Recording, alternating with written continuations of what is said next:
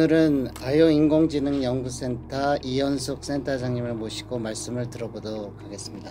센터장님 잠깐 본인 소개를 좀 해주시죠. 안녕하세요. 저는 서울대학교 자연과학대학 생명과학부 교수이고요. 연구는 분자생물학인데 어떻게 정상세포가 암세포가 되는지 기초과학 연구를 하고 있습니다. 현재 연구 외에 하고 있는 일은 바이오인공지능연구센터, 연구단이라고도 하는데 여기에 운영과 전체 총괄을 맡고 있습니다.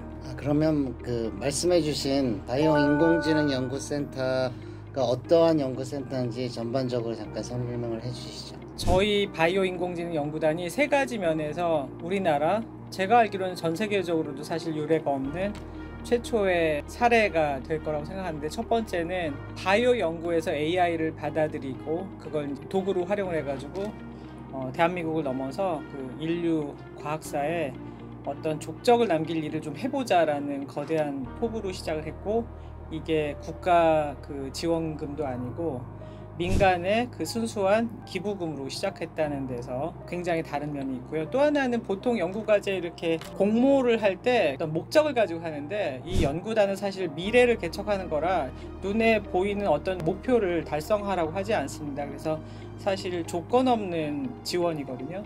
이러한 점에서는 사실 이제 유례를 찾아보기 좀 힘든 거고요.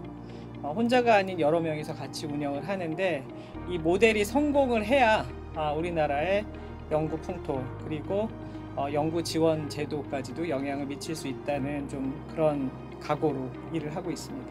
네, 말씀을 들어보면 상당히 좀 다른 형태의 연구센터로 생각이 되는데, 그런데 이러한 연구센터가 어떻게 시작하게 되었는지 좀 설명을 해주시죠. 이게 너무 장황하게 될까봐 좀 걱정이 되는데, 2017년이었죠. 알파고가 이세돌하고 겨룬게, 그때 공부 모임이 있었는데 거기서 알파고가 이길 것인가 이세돌이 이길 것인가 내기를 했어요. 왜냐면 이게 좀 주목할 만한 사건이었으니까. 그때 느낌으로는 알파고가 이길 것 같은데 사람이 이겼으면 좋겠다는 희망으로 이세돌한테 걸었고, 그때 24명의 기라성 같은 분들이 각 분야에 포함되어 있었는데 2명 빼고 모두 다 이세돌한테 걸었어요. 그 2명이 결국은 우리의 내기 돈을 다 가져갔는데, 그때 이 다음에 뭘까 라는 생각을 했었습니다. 그 2명은 사실은 AI, 인공지능 전문가였습니다. 그 다음에 무엇일까라고 생각했는데, 너무나 빨리 2020년에 사실 알파고가 선언이 됐죠. 그러니까 이제 사실 생물학자인데, 저는 생명과학에서 제일 중요한 게 뭐냐라고 하면 여러 개를 꼽을 수 있겠는데, 생명현상이 어떻게 영위되느냐의 문제로 들어가면 단백질의 구조를 아는 게 너무 중요해서 그동안 정말 수십 년 동안 그 분야로 해왔지 않습니까? 근데 전체 구조 중에서 풀려있던 거는 빙산의 일각에 불과한데, 그거를 그냥 우리가 알고 있는 유전자 정보와 단백질 서열의 정보만 알면은 예측을 할 수 있는 기술을 AI가 만들어 놨다는 거를 2020년에 발표했는데, 그게 계기입니다. 솔직히 얘기하면 그때 저는 처음으로 내 직업이 위태해질 수도 있겠다는 생각했어요. 그러니까 생명과학은 사실 발견의 학문이거든요. 아직까지도 정해져 있는 질문보다 질문을 발견해 나가는 과정인데, 그 과정에서 보면은 이제 이러저러한 성과가 있다고 해도 그것 때문에 제 직업이 위태롭다는 생각은 안 했었어요. 나는 또 새로운 질문을 발견하게 될 것이고 그런 호기심을 갖게 될 것이고. 근데 만약에 이 AI에 대해서 내가 너무 무지하다, 그럼 어느 날 죽어라고 열심히 연구실에서 세상 어떻게 돌아가는지도 모르고 연구했더니 어느 날 뒤처져 있더라. 이런 게 가능할 거다라는 두려움이 좀 생겼었습니다. 그래서 AI를 좀 알아야겠다는 생각했는데, 상식적 수준 외에 더 깊이 전문가적으로 아는 거는 쉽지 않아요. 그리고 이제 그걸 따로 공부해야 되느냐, 그건 아닌 것 같고. 그래서 생각했던 게, 실제로 바이오에 이 인공지능이 들어온다면 이거는 인공지능이 할 수 있는 여러 가지 일 중에서 그래도 인류에 기여하는 것일 거다. 신약의 개발, 새로운 질병의 진단, 혹은 훨씬 더 빨리 예측을 할 수 있다면. 그래서 이거를 좀 관심을 가지고 있다가, 사실 혼자 한 건 아니고 이 교수님도 포함된 여러 자문을 받고, 제가 연구처장일 때 서울대학교가 어떤 미래 연구를 해야 되겠느냐라는 자문기획단을 돌렸는데, 그 중에 제가 썼지만 모든 사람들이 찬성했던 게 바로 이 AI 바이오였어요. 그러니까 바이오 인공지능 연구를 하자는 거였죠. 두려움이 계기였습니다. 생명과학자로서. 그래서 이제 인공지능이 플러스 X로 어디에 결합하는 게 좋을 것이냐에 바이오에 결합해서 뭐가 될지 모르지만 대단한 일을 좀 한번 해보자라는 생각이었고, 우리가 그걸 잘할 수 있다는 믿음. 서울대에는 너무 좋은 인재들이 많으니까 혼자가 아니라 같이 그 인재들이 모인다면 할 수 있다는 믿음이었는데, 그거에 동의해 주신 조영식 의장이 기부를 해 주셔서 가능하게 됐던 거죠. 지금 이제 시작이지만 이제는 그렇게 두렵지 않고 AI가 내 친구가 된다라는 생각으로 조금 더 자신 있게 일을 하게 된 것 같습니다. AI와 바이오를 결합을 해서 또 새로운 연구를 해야 되겠다는 그런 생각을 하시게 되셨고, 또 거기에 조영식 의장님께서 저희 서울대에 기부해 주신 그걸 통해서 이제 연구센터를 만들게 되셨는데, 아까도 말씀하셨듯이 이제 혼자 할 수 있는 게 아니고 특히 이러한 굉장히 융합된 분야는 많은 분들이 같이 연구를 해야 될 텐데, 그럼 그 연구센터를 구성하기 위해서 어떤 분들을 모으게 되셨고 그 과정에 대해서도 잠깐 설명을 해주시죠. 이 과정이 저는 매우 소중한 저의 기록으로 남을 거라고 생각하고 있어요. 어딘가에 기록을 하고 싶은데 이게 이제 이렇게 영상으로 찍게 된다고 하면 저는 더더욱 기쁘겠습니다. 이게 어디에서도 시도하지 않았던 대한민국 최초의 시도라는 게 뭐였냐면, 처음에 기부를 유치를 하러 2022년에 조영식 의장 만나 뵀었을 때 했던 얘기 그대로 드리자면, 서울대는 누가 뭐라고 해도 세계 최고의 인재들을 모을 수 있는 곳입니다. 그리고 각 분야의 전문가들이 있는데 어디에 숨어 있는지 사실 다 알 수 없어요. 연구처장을 하고 있던 저도 사실 페이퍼로 보고되는 거 외에는 알 수가 없거든요. 그래서 몰랐지만 확신은 있었어요. 그러니까 인공지능을 연구하는 사람, 혹은 이제 장비, 디바이스 연구하는 사람, 바이오 연구하는 사람, 그리고 뭐 의학자, 그리고 물리화학자, 뭐 그 다음에 데이터 사이언스 하는 사람, 이런 사람들이 여기저기 다 있는데 이 사람들을 공모를 해보자.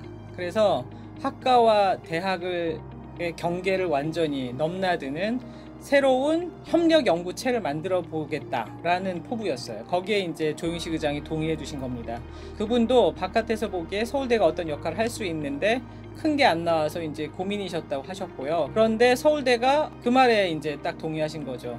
학과와 대학의 경계를 완전히 넘어서 최고의 인재들을 자유 공모로 뽑겠다. 그분들이 제안하시는 연구 과제, 그리고 직접 인터뷰를 통해서 저 사람의 포텐셜이 무엇인지, 특히 협력 연구를 하겠다는 의지가 얼마만큼인지, 그거를 통해서 모아놓으면 좋은 사람들이 서로 만나서 얘기를 많이 하다 보면 분명히 아무도 상상하지 못했던 큰 게 나온다라는 제 나름의 믿음이었고, 그리고 그걸 동의해 주신 거라서 지금 그 길을 가고 있는 거죠. 그래서 사실은 아무도 가지 않는 길인데, 뭐 이 자리를 빌어서 말씀드린다면, 이 생각을 갖게 된 거에는 뭐 여러 배경이 있겠죠. 그런데 만약에 제 주변에 아무도 없었다면 이런 생각을 표현하기는 힘들었을 거라고 생각해요. 불가능했을 겁니다. 근데 예를 들어 옆에 자리에 계신 우리 신성민 교수님도 계시고, 우리 부단장 하시는 석차욱 교수님도 계시고, 저는 몇 명은 분명히 저랑 뜻을 같이 할 거라는 확신이 있었기 때문에 이게 가능했어요. 그러니까 어찌 보면 서울대학교의 토양이 적어도 우리는 이 정도 일은 할 수 있다라는 그 나름의 믿음이 가능하게 했던 거죠. 그래서 이거를 꼭 성공을 해야겠다라고 생각하는 이유도 거기에 있습니다. 목적을 놓고, 목표를 놓고가 아니라 같이 모여서 최고의 사람들이 모인다면은 엄청난 시너지를 만들어낼 수 있다라는 그런 생각에서 시작이 됐습니다. 결과적으로 자유공모를 했고요.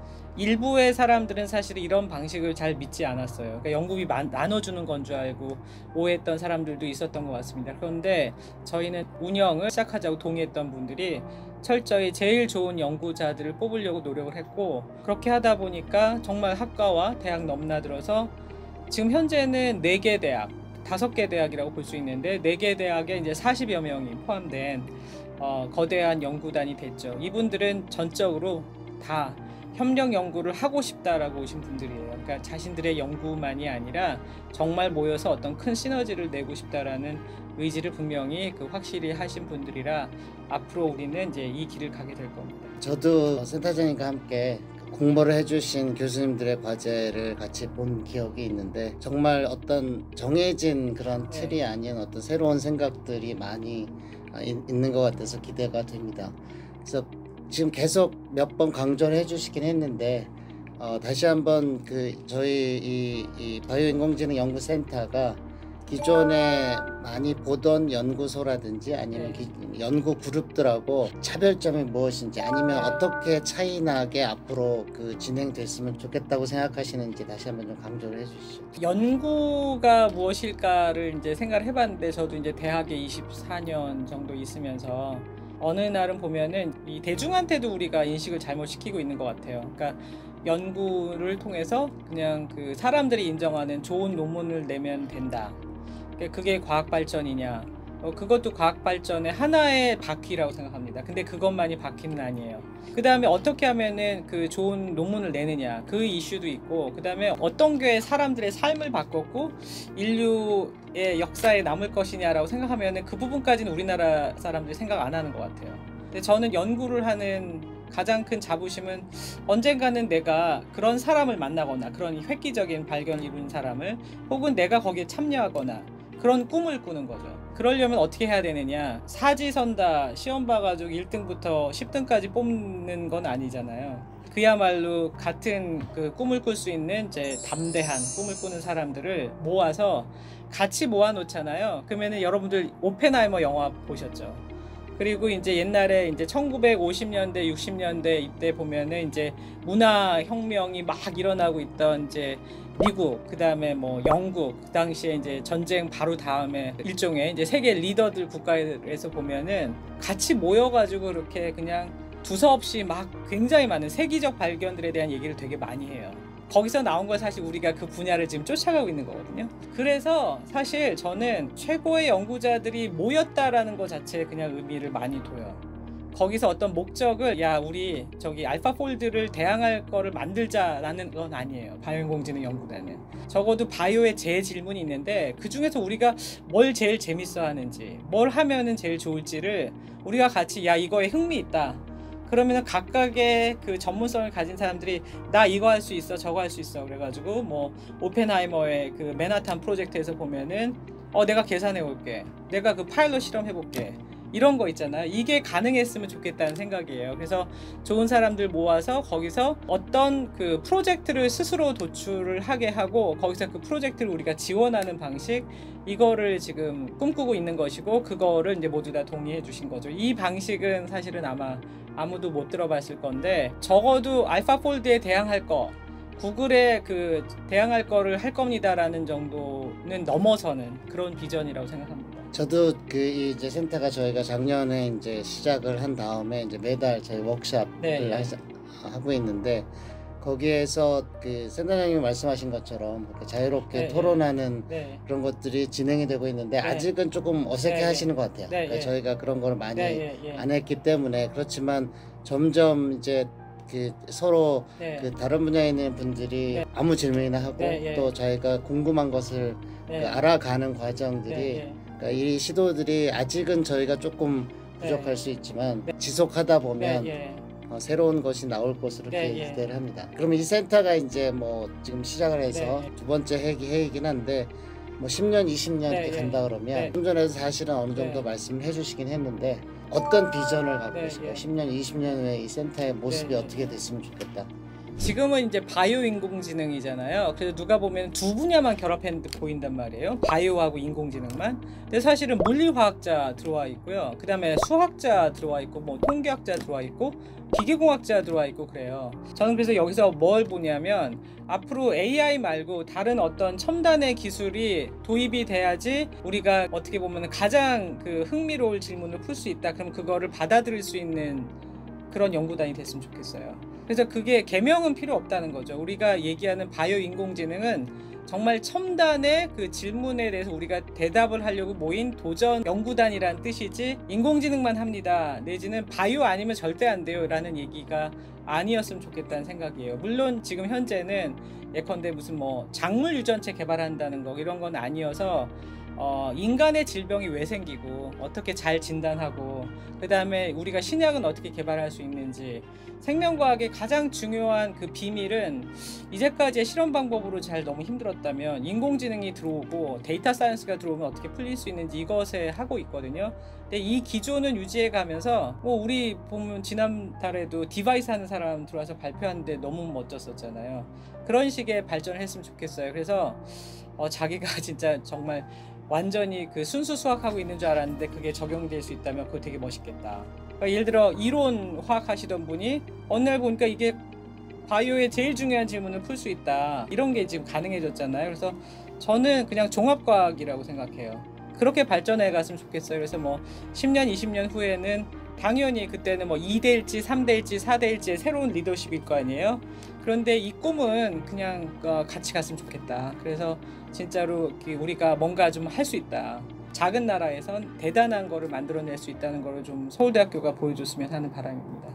저희가 이 공간에서 앞으로 저희 그 연구센터에 참여하시는 교수님들에 대한 릴레이 인터뷰를 하려고 합니다. 그래서 오늘 이제 센터장님을 모시고 센터에 대한 이야기도 들었지만 우리 이현숙 교수님의 본인에 대한 이야기를 좀 여쭤보려고 합니다.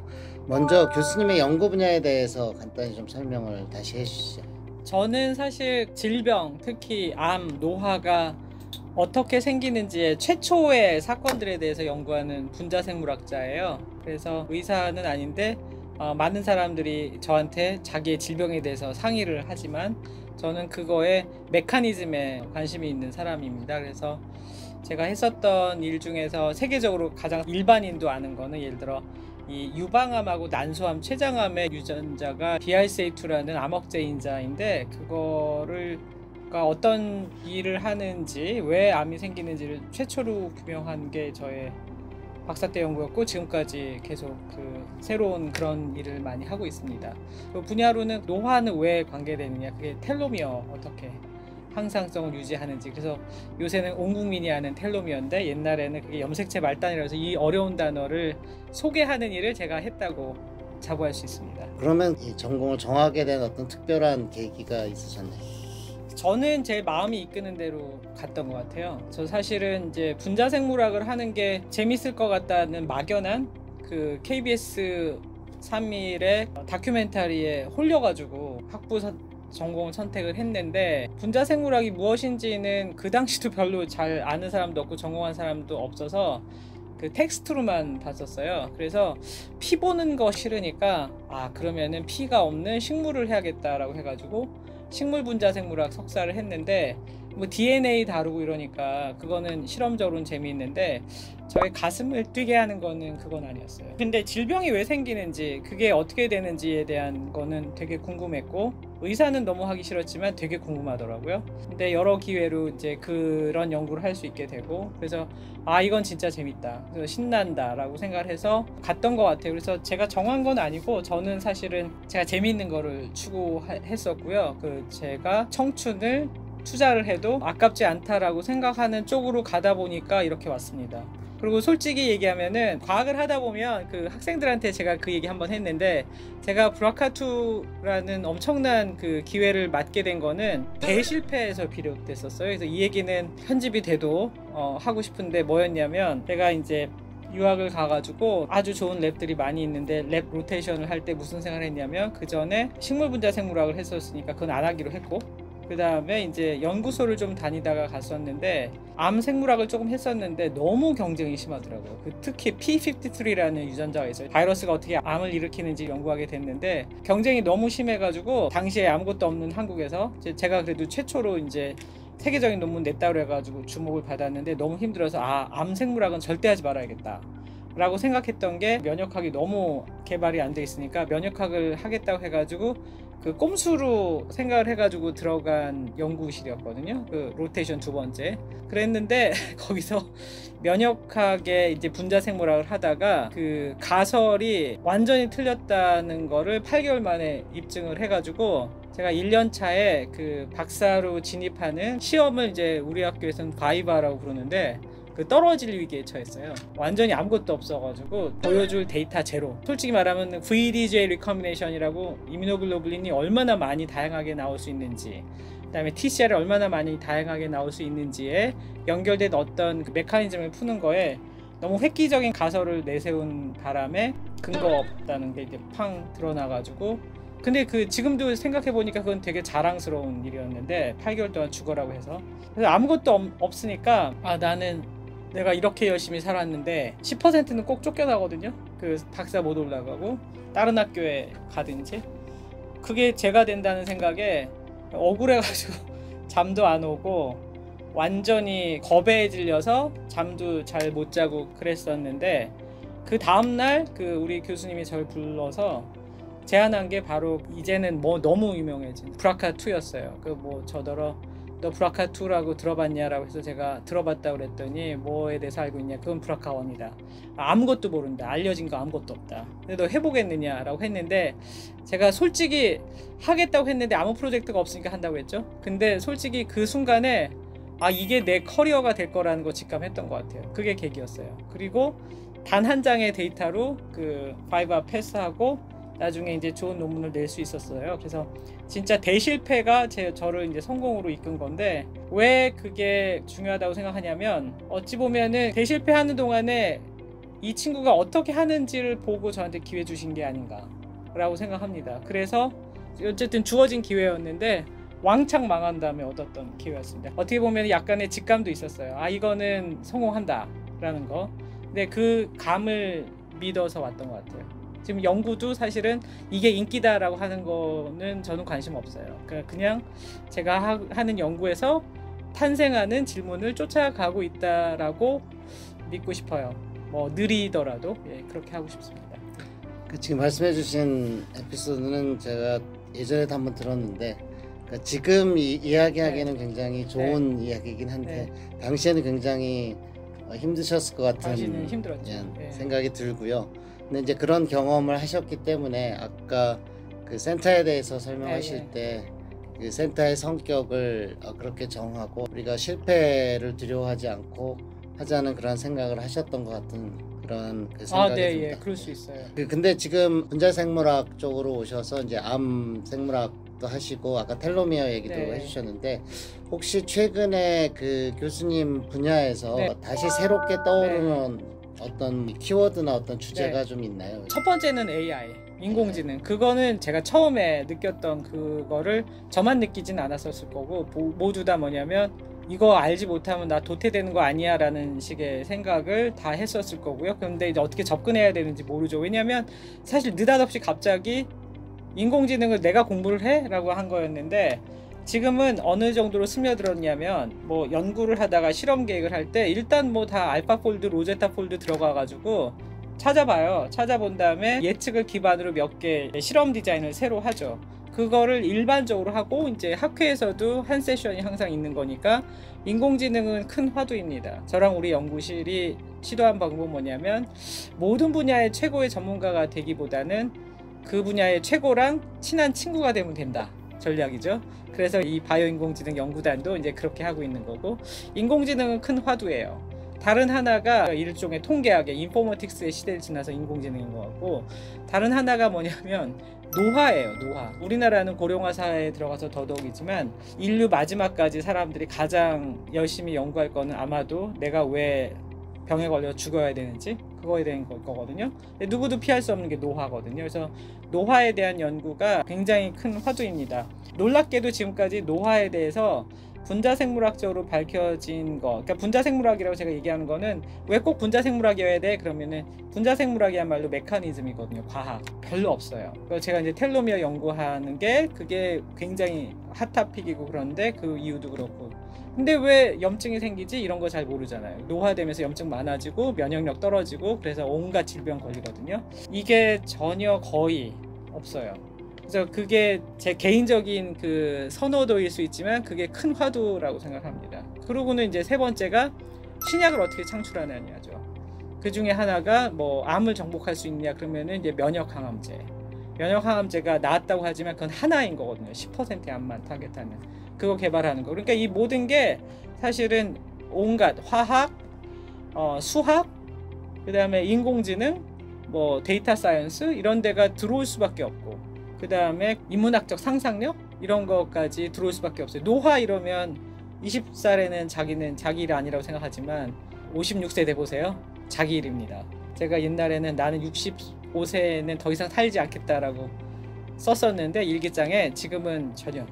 저는 가능하면 100살까지 건강하게 오래 살고 싶은데 그 메커니즘을 연구를 해야겠다 이런 생각도 하죠. 그래서 제가 보기에는 사실은 이제 질병에 정복하고 노화, AI 이게 세 개가 어찌 보면은 큰 화두인 것 같아요. 노벨상도 계속 그쪽으로 주어지죠. 사실 저도 요새 부쩍 노화에 관심이 예, 예, 많아졌습니다. 예, 예. 그래서 제가 이제 생물학을 전공하고 있진 않는데 예, 노화에 대한 뭐 오디오북이나 네, 예. 아니면 그런 논문 같은 것들도 관심 있게 보고 그러는데 교수님의 연구가 빨리 잘 진전이 돼서 건강한 노년을 그렇죠. 예. 보장받을 수 예. 있는 때가 그렇죠. 왔으면 사심이 좋겠습니다. 들어가 있죠. 이제 아까 AI 얘기를 해주셨는데 분자생물학 쪽에서 네, 그리고 네. 특별히 네. 교수님이 하시는 연구에서 AI의 방법론을 활용을 하면 예. 어떤 새로운 질문들을 할 수 있을까 좀 네, 설명해 예. 주시겠어요?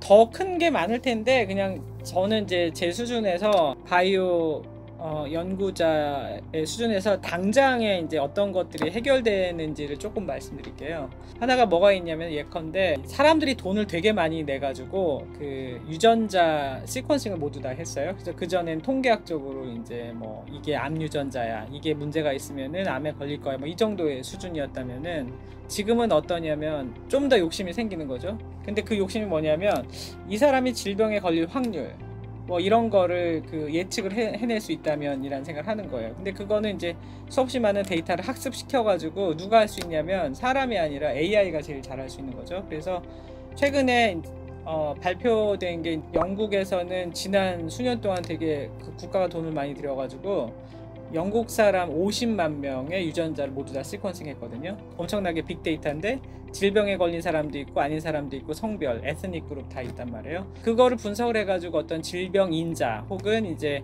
건강도, 예후 측정 이런 게 가능할 텐데 그거를 통계학적인 수준으로는 벅차죠. 그러니까 이제 그게 인공지능이 엄청난 일을 하게 될 거라는 거는 너무 자명한 사실이라서 그게 당장 즉각적으로 활용될 수 있는 것 같아요. 두 번째는 제 연구에서는 이제 어떤 거냐면 굉장히 많은 영상을 찍었어요. 고분자가 그 세포 내에서 어떻게 움직이는 그거를 이제 우리 학생이 그 분석을 할 때 한 일주일 동안 계속 이제 그 컴퓨터 화면 들여다보면서 그러니까 뭐 찍기는 이제 고해상도 현미경이 몇 날 며칠을 찍었는데 엄청나게 많이 분석을 하거든요. 그래서 이렇게 하는데 가만히 보면은 거기에 상당히 주관적인 평가가 들어있어요. 텔로미어가 예, 뭐 움직이는데 이 뭐 두세 개가 같이 움직였었을 때를 뭐 긍정 데이터로 보고 나머지 하나만 움직인 건 네거티브로 본다든가 어떤 기준이라는 게 있거든요. 그 사람의 주관적인 그런 부분이 들어가 있는 거를 AI가 좀 더 한다면 숨겨져 있는 비밀을 더 잘 발견할 수 있고 시간도 절약할 수 있을 거다. 뭐 그게 있어요. 그러니까 영상 이미지에 고해상도 영상 이미지를 다루는 능력 같은 게 이게 당장 우리 하고 싶은 거고 세 번째는 사실은 이제 바이오인공지능 연구단에서 제가 어떤 교수님을 보고 갑자기 생각난 거였는데 암세포를 어떻게 하면은 개만 죽이고 나머지는 다 살려놓느냐 이런 연구 엄청 많이 하거든요. 한 지난 20년 동안 제일 많이 한 것 중에 그런 걸 거예요. 많은 그 생물학자들이 의학자까지 포함해서 근데 어떤 그 항암제를 처리했다고 칩시다. 죽었는지 안 자라는 건지 그냥 대사를 안 하는 건지 이걸 구분을 안 해요. 근데 이걸 구분할 수 있다면 뭐 전문 용어로는 이제 senescent cell, apoptotic cell 아니면은 growth arrest 이렇게 얘기하는데 이게 분자 메커니즘은 완벽하게 다른 거거든요. 근데 그냥 안 자라고 있으니까 성장 안 했으니까요. 그런단 말이에요. 근데 그 바이오인공지능 연구단의 아주 굉장히 젊은 교수님이 가져온 어떤 아이디어랑 이렇게 그 역학적인 아이디어가 보면 이 세 개를 구분을 할 수 있을 것 같아요. 그거를 이제 같이 하면 사실은 이제 운명의 판단이라는 걸 할 수 있는 것 같아요. 요게 이제 그 즉각적으로 가능한 일인 것 같더라고요. 그 외에는 뭐 사실 우리 연구단에 많은 분들이 말씀하신 그 모든 것들이 다 포함돼요. 그러니까 기본적으로는 그 처음에 연구단 시작할 때보다 훨씬 더 많은 재미있는 질문이 인공지능의 그 개발로 필요하구나. 그래서 소위 AI 플러스 X가 어떤 일을 할 수 있게 됐을 때 X가 이제 바이오가 결합이 됐었을 때는 인공지능 하는 사람들이 생각지도 못했던 일을 할 수가 있고 바이오 하는 사람들은 진짜로 이게 가능해 라고 했던 일을 몇 달이 아니라 몇 시간만 해도 가능할 수 있겠구나라는 생각을 사실은 하고 있습니다.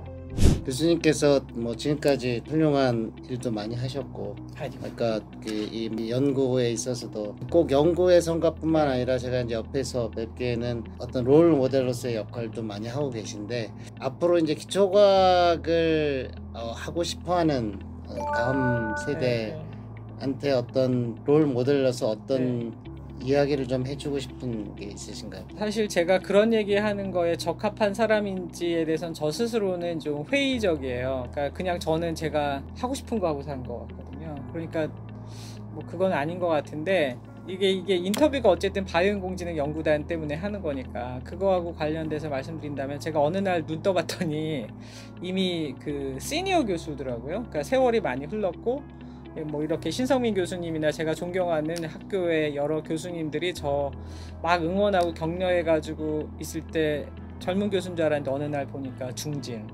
이런데 제가 연구단을 그 기꺼이 봉사하는 이유 하나는 제가 롤모델은 아니에요. 근데 저 말고 말하자면 우리가 마당 플랫폼이 돼서 우리의 노력과 봉사를 밟고 많은 후배 교수님들, 과학자들, 그 다음에 학생들이 그냥 훨훨 날랐으면 좋겠어요. 그 정도의 그 기여는 하면 좋겠다라는 생각을 했는데 그게 기회가 만들어진 거고 기회가 왔고 제가 그 기회를 잡은 것 같아요.